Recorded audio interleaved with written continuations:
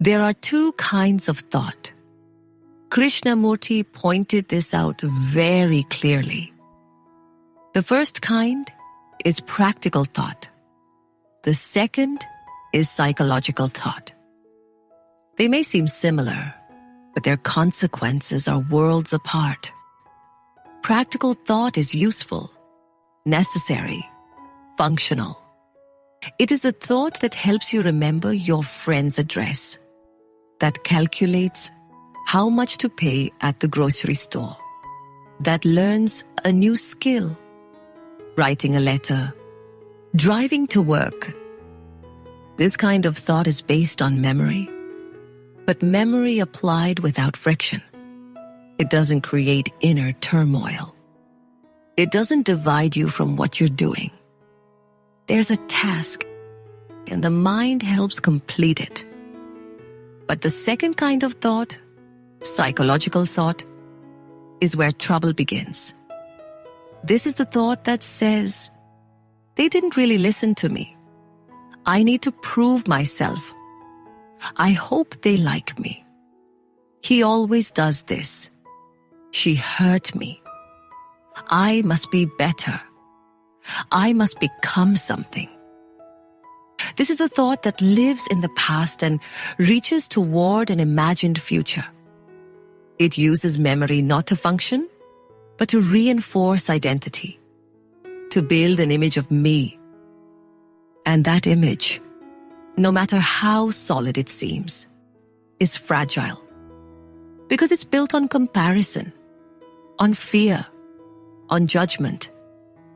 Practical thought says, this is a chair. Psychological thought says, I don't like that chair.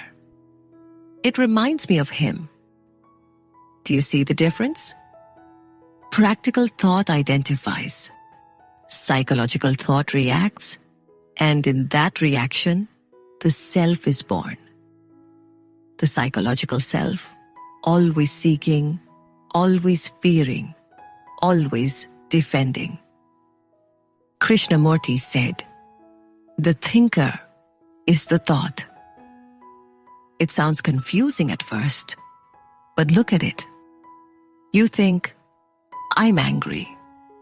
But who is the I that is angry? Isn't it the very movement of anger itself? The self is not separate from its thoughts. It is the thought.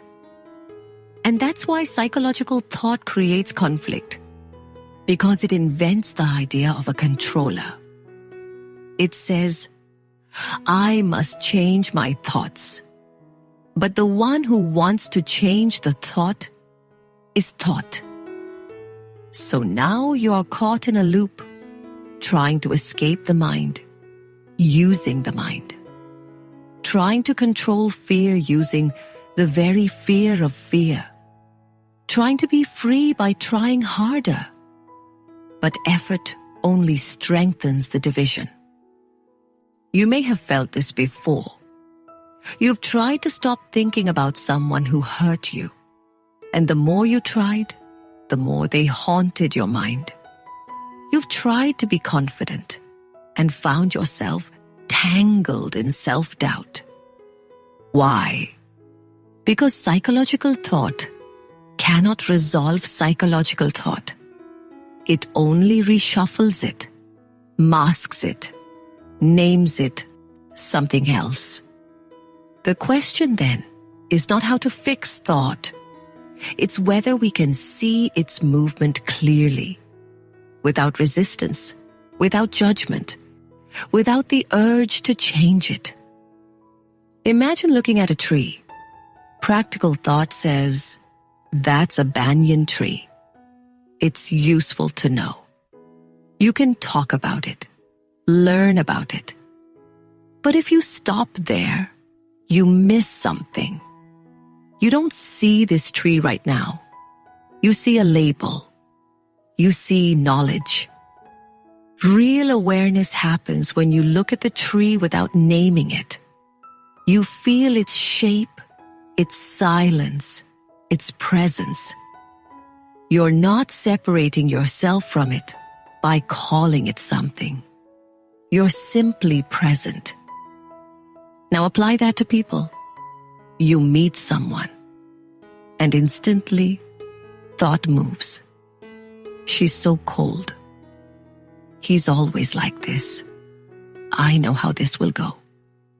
But what if you didn't meet them through the screen of memory? What if you looked with eyes unclouded by history?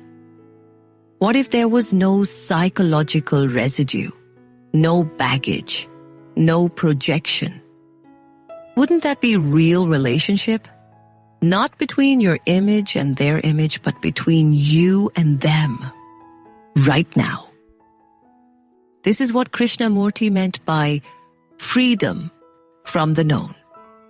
The known is memory. And psychological thought is always projecting the known into the present. But life is never known. It's always moving, always new. And to meet life through memory is to never meet it at all. So how do we work with this? How do we function in the world while not being caught by it? Understand this. Practical thought is not the enemy. It is needed. You cannot cook without it, or speak, or build a bridge. But psychological thought, the chatter of me, mine, my pain, my story, that's what creates division. That's what separates the observer from the observed. That's what keeps you from peace. And it's so subtle. You say, I want peace. But in that wanting is already resistance to what is already a division. Already a self trying to become something. Can you see it? So the shift is not from bad thought to good thought. It's from unconscious thought to awareness. Just watch. Watch the movement of psychological thought. See how quickly it reacts. See how it divides. See how it compares, resents, fears, longs. Don't try to fix it. Don't try to replace it. Just see it. The seeing is the ending. You don't need a method for this. You don't need a mantra or a meditation cushion. You just need to be here, watching, listening, attending. When thought arises, notice. Is this thought helping me navigate the moment? Or is it dragging the past into the now? Is this memory being used? Or is it using me? This isn't about suppressing memory. It's about putting it in its right place. Memory has its function, but not its authority. In choiceless awareness, you begin to see how thought moves. You begin to see the roots of identity, the habits of judgment. And in that seeing, they begin to lose their grip. Not because you pushed them away, but because they are no longer fed. You are simply awake, not lost in psychological time, not chasing a better version of yourself, not defending a mental structure called me, just present, whole, clear.